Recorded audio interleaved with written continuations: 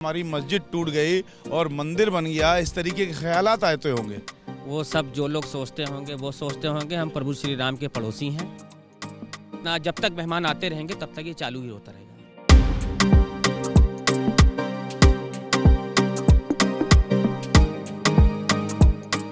एक मुस्लिम ने अपनी ज़मीन भंडारे के लिए खुशी खुशी दी है, वो भी राम मंदिर के लिए।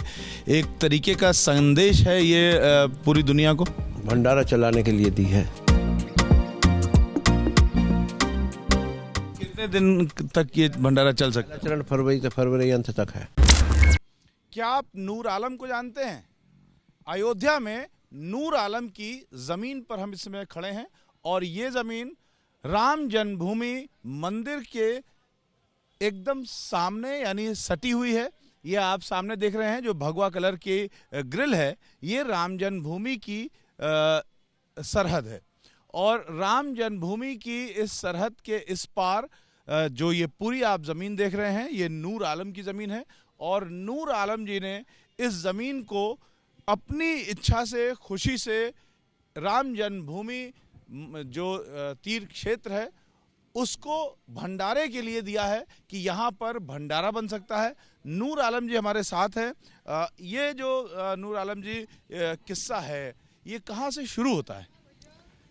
ये कोई किस्सा नहीं है। ये बाबूजी श्री चंपत जी जो है, हमसे एक दिन बात हुई थी और चूंकि हम लोगों का आना जाना लगा रहता है तो बाबूजी ने एक दिन ये कहा था कि यहाँ पर वीआईपी मेन गेट के ऊपर में एक भंडारा चलना चाहिए। तो ये जगह हमारे पास में उन्होंने कहा कि यहाँ रसोई है, किचन है, भंडारा है, अनाज रखने के लिए, शौचालय है, ये सब बनवा दीजिए ताकि यहाँ से एक गर्म भोजन बने और रोड के ऊपर में बिल्कुल बटे। तो हमारे ख्याल से 1 महीना 1.5 महीना जितना भी टाइम चलेगा तो ये सारे कारीगर और सब आ गए हैं, भंडारा बना रहे हैं। और इसमें एक हमारे बाबूजी ने एक साहिबाबाद के जो है पूर्व विधायक अमरपाल शर्मा जी जो हैं, उनको इस काम में की जिम्मेदारी भी दी है और उनकी टीम भी आई है। वो खुद भी 1-2 दिन थे, आज वो सुबह चले गए हैं, 1-2 दिन में फिर आ जाएंगे। और हम लोग बहुत बढ़िया भंडारे चला रहे हैं, करीब 15-20 हज़ार लोग डेली जो है वो बिल्कुल गर्म भोजन पहुंच रहे हैं। तो हम देखेंगे ही बनते हुए भी और खाते हुए भी। लेकिन आपने यहाँ पर बाथरूम वगैरह भी बना दिए हैं और एक ये कमरा भी बना दिया है जी कारीगरों के लिए। कारीगरों के लिए बना दिया है, रसोई बना दिया है, रसोई बना दिए हैं, सामान रखने के लिए है। यहाँ से चाय भी शुरू हो गई है। चाय बन रही है बढ़िया, ये भंडारे की चाय है? जी भंडारे की चाय है, आम लोगों को मिलेगी? आम लोगों को है, ये रोड पे मिल रही है। तो बड़ा दूध पड़ा है। जी जी ये शानदार चाय है, इसमें अदरक भी दिखाई दे रही है। जी जी जी जी ये बिल्कुल चाय। हाँ, क्या क्या है इसमें? इसमें साहब अदरक है, इलायची है और चाय पत्ती, चीनी है, दूध है, दिल भी है इसमें। दिल भी है, हमारा मन भी है, बना रहे हैं। तो खूब मन से आप लोग खिला रहे हैं और खूब मन से बना भी रहे हैं। ये देखिए शानदार पूड़ियाँ छन रही हैं और तमाम जो कारीगर हैं वो राम जी के काज में गिलहरी की तरह जुटे हुए हैं। और नूर आलम जी भी लगातार हमने देखा कि बाहर जो भंडारा हो रहा है, इस ज़मीन का जो हिस्सा ख़त्म होता है सड़क पर, वहाँ पर नूर आलम जी मुआयना भी कर रहे थे। तो आप लगातार इस भंडारे का मुआयना भी कर रहे हैं? जी देखा करते हैं, इसलिए कि जो हमारी बाबूजी की सोच है कि बिल्कुल लोगों को गर्म भोजन मिलता जाए, वो लोगों तक पहुंचते जाए, कोई अव्यवस्था न हो पावे, सब लोग लाइन से लेते रहें। और हमारे काफ़ी चूँकि वीआईपी गेट पे फोर्स भी काफ़ी रहती है, उनको भी सुबह समय से जल्दी ही नाश्ता पहुँच जाता है। बहुत सारे लोग सोचते हैं नूर आलम जी कि जो मंदिर के बगल की ज़मीन वाला होगा अगर मुस्लिम है तो उसके दिल पर छुरी चलती होगी कि हमारी मस्जिद टूट गई और मंदिर बन गया, इस तरीके के ख्यालात आते होंगे। वो सब जो लोग सोचते होंगे वो सोचते होंगे हम प्रभु श्री राम के पड़ोसी हैं और ये हमारी जिम्मेदारी बनती थी और हमारे बाबूजी का आदेश था, वो हमने किया। कौन क्या सोचता है, कैसे सोचता है, उससे हमको फ़र्क ना पड़ता। आप खुश हैं राम जी के पड़ोसी होके? बिल्कुल खुश हैं। प्रभु श्री राम अपने महल के अंदर में आ चुके हैं, हम लोग यहाँ से देख रहे हैं, बिल्कुल हर टाइम उनके मेहमान लोग की सेवा के अंदर में लगे हुए हैं। इससे अच्छा कुछ काम क्या हो सकता है? राम जी के काज में हर आदमी गिलहरी की तरह लगा हुआ है, उसी तरीके से नूर आलम जी भी अपना जो मैक्सिमम योगदान हो सकता है वो दे रहे हैं। और पूरा का जो पूरा भंडारा है राम जन्मभूमि जो मंदिर के गेट नंबर 11 से सटा हुआ भंडारा है, उसमें वो पूरा का पूरा भंडारा नूर आलम जी की ज़मीन पर बन रहा है। और नूर आलम जी उसमें एक कार्यकर्ता की तरह बाकायदा लगे हुए हैं कि ये भंडारा ठीक तरीके से चले, लोगों को गरम गरम खाना मिले, धार्मिक सौहार्द का और राम जी सबके हैं, इस संदेश का, इस सत्य का यहाँ पर ये पूरी कहानी है। और ये एक ऐसी मिसाल है जिसे पूरे देश को देखना चाहिए और जो सत्य है उसे समझना चाहिए।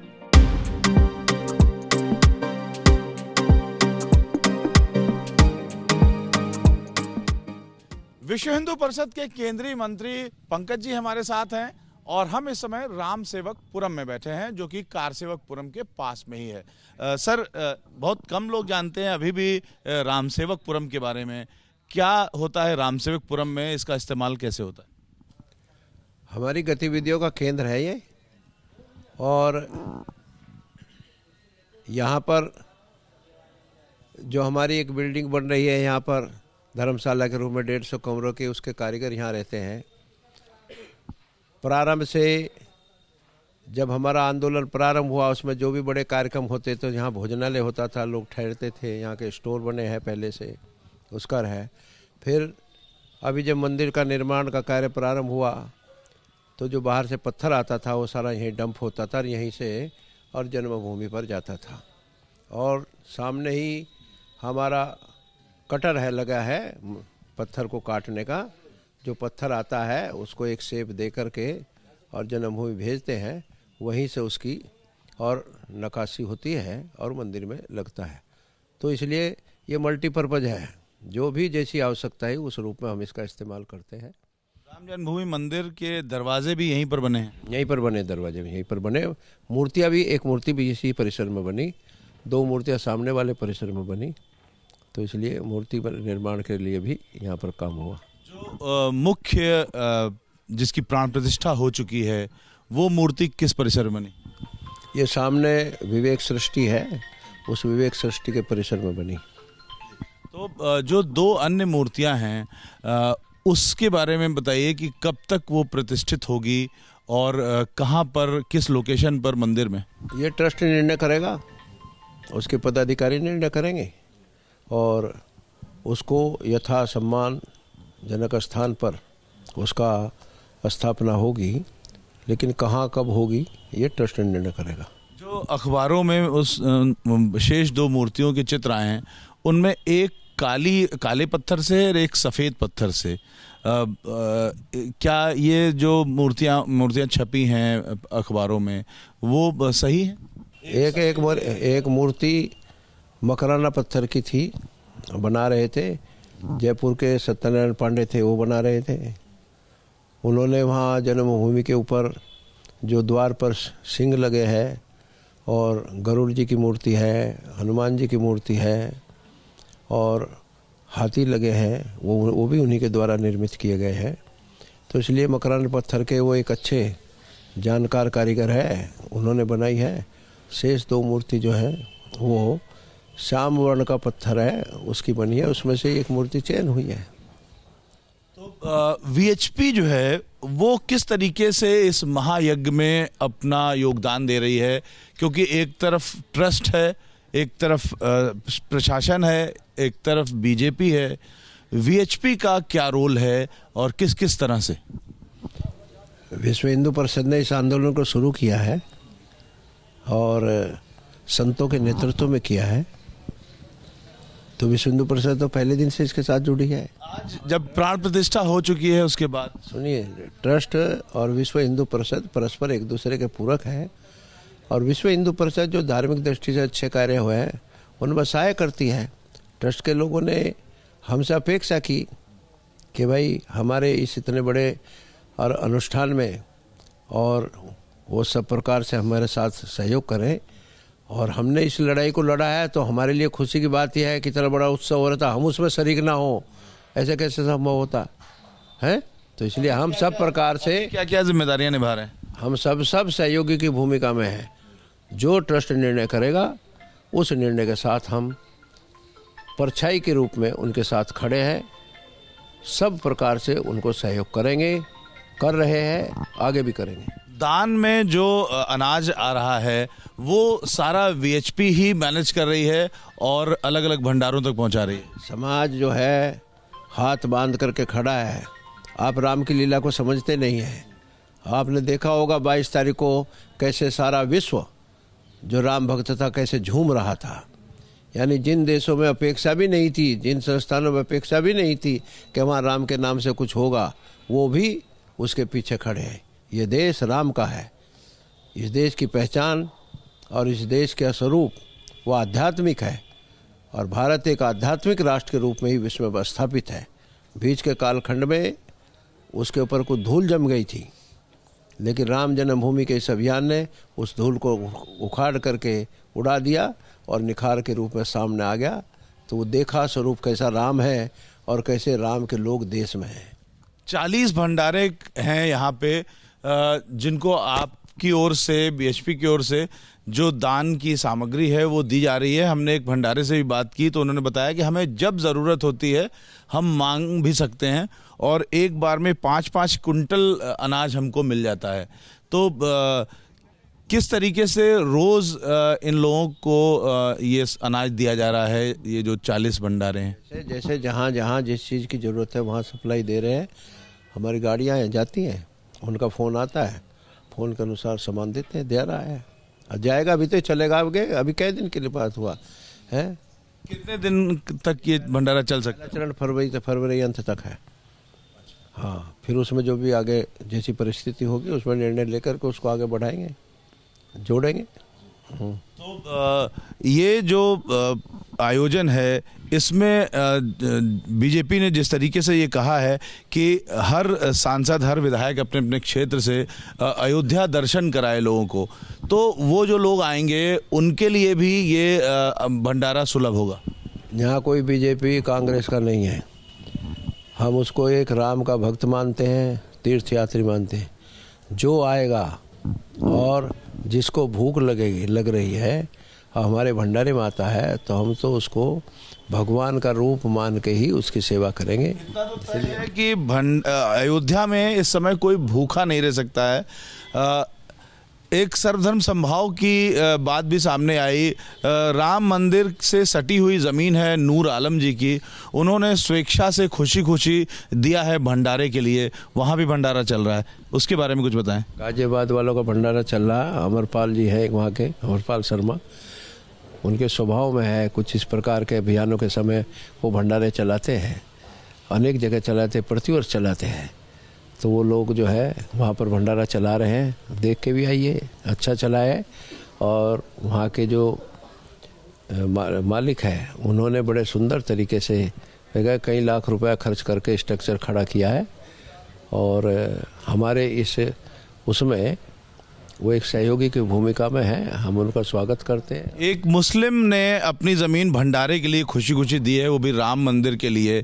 एक तरीके का संदेश है ये पूरी दुनिया को। भंडारा चलाने के लिए दी है। हाँ, राम जन्मभूमि को नहीं दी है। नहीं, भंडारा चलाने के लिए ही। तो ये भी एक तरीके का सर्वधर्म समभाव है, सहयोग है, बड़ा अच्छा है। सबका सहयोग मिल रहा है हमको, कोई इश्यू नहीं है।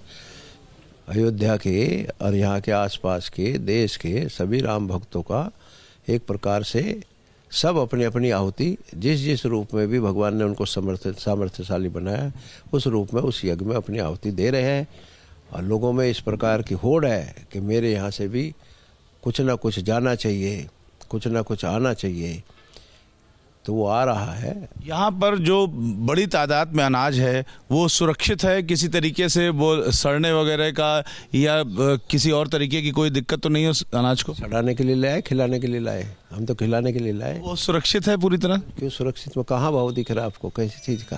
तो आप सामने जो टीन शेड देख रहे हैं ये बहुत बड़ा गोडाउन है और ऐसा एक और गोडाउन है और इसमें सैकड़ों कुंटल जो अनाज है वो रखा हुआ है और पूरी तरीके से सुरक्षित है। आप देख रहे हैं इतनी सारी पानी की बोतलें भी हैं। तो फिलहाल जो दान की सामग्री आई है उससे ख़ास तौर से खाने पीने का जो इंतज़ाम है वो वीएचपी देख रही है और ये सुनिश्चित कर रही है कि अयोध्या में आने वाली फरवरी के अंत तक कोई भी व्यक्ति भूखा नहीं रह सकता है।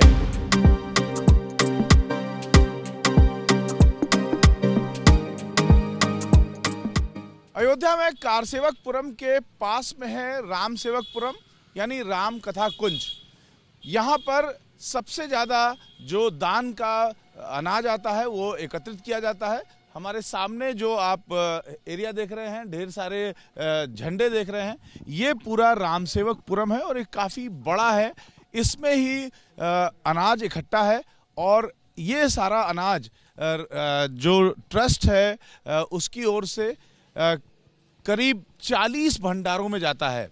जो अनाज है वो आता ट्रस्ट के पास ही है, लेकिन वीएचपी के जो पदाधिकारी हैं वो उसको मैनेज करते हैं। यहाँ पर उन 40 भंडारों में से एक भंडारा चल रहा है, जो कि मुरादाबाद से आया हुआ जो दल है वो ये सेवा कर रहा है। किस तरीके से आप लोगों को ये सारा मैनेज करना पड़ता है और कैसे ये अनाज आप लोगों को मिलता है? भंडारा हमारा अमरनाथ जी में लगता था, करीब 20 साल से लग रहा है। वहाँ के बाद हमें यहाँ पे सेवा करने का मौका मिला, अवसर मिला, हम चले आए। हमारी संस्था के सारे जो भी मान्य पदाधिकारी हैं वो भी चले आए। तो जो दान में आता है अनाज जो रामसेवकपुरम में रखा हुआ है, रामकथा कुंज में, वो आप लोगों को कभी मिलता है? जी जी, बीच बीच में मिलता है हमें, उनका सहयोग है इसमें। तो किस तरह से वो सहयोग करते हैं?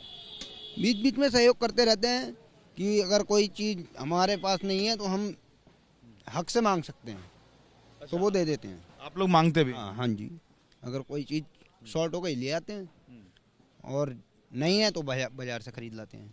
अगर वहाँ पे नहीं है, जैसे कि रिफाइंड नहीं है तो रिफाइंड हम खरीद लाए, चीनी नहीं है, दाल चावल ये सब मिल जाता है? मिल जाता है, लेकिन कोई दाल नहीं होती तो वो भी मैनेज कर लेते हैं, हम ले आते हैं मार्केट से। सबसे ज़्यादा किस तरह का अनाज मिलता है यहाँ से? यहाँ से आटा चावल, और आटा चावल ही ज़्यादा मिला हमें। एक बार में कितना आप ले सकते हैं? एक बार में 5 क्विंटल 10 क्विंटल 2-3 मिल जाता है? हमारा मैनेज हो जाता है। उसके लिए कोई पैसा नहीं? नहीं नहीं, कोई पैसा नहीं, कुछ। तो ये जाहिर सी बात है, अभी सुबह सुबह का समय है और यहाँ पर भंडारा शुरू हो गया है। और ये रात में कितने बजे तक चलता रहेगा? रात को सर 9:30 10। 7 बजे से शुरू हुआ ये भंडारा रात के 10 बजे तक चलता रहता है।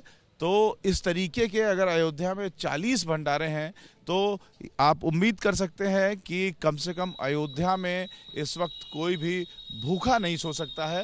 हर व्यक्ति को अपने आसपास का कोई ना कोई भंडारा मिल जाएगा जिसमें वो भोजन कर सकता है।